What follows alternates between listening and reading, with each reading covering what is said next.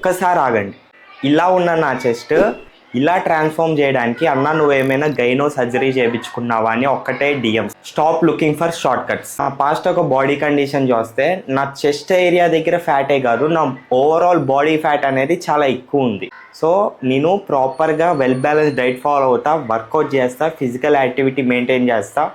రికవరీతో పాటు ఇవన్నీ కన్సిస్టెంట్గా ఫాలో అయ్యాక నా కండిషన్ అనేది ఇలా చేంజ్ అయింది. ఇప్పుడు చూస్తే నా చెస్ట్ అనేది నార్మల్గానే ఉంది.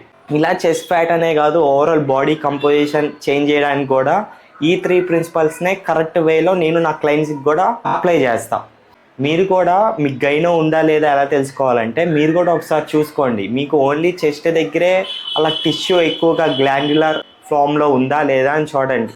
అలా కాకుండా మీకు ఓవరాల్ బాడీ ఫ్యాట్ ఉంటే ఫస్ట్ మీ బాడీ కంపోజిషన్ అనేది చేంజ్ చేసుకోండి. ప్రాపర్ డైట్, వర్కౌట్, రికవరీ ఇస్తూ కన్సిస్టెంట్గా ఉంటే మీ బాడీ కంపోజిషన్ చేంజ్ అయ్యింది. మీ బాడీ ఫ్యాట్ పర్సంటేజ్ తగ్గాక కూడా మీకు మీ చెస్ట్ ఏరియా దగ్గర ఒక టిష్యూ, ఒక గ్లాండ్ లాగా ఉంటే అప్పుడు మీకు గైనో ఉన్నట్టు.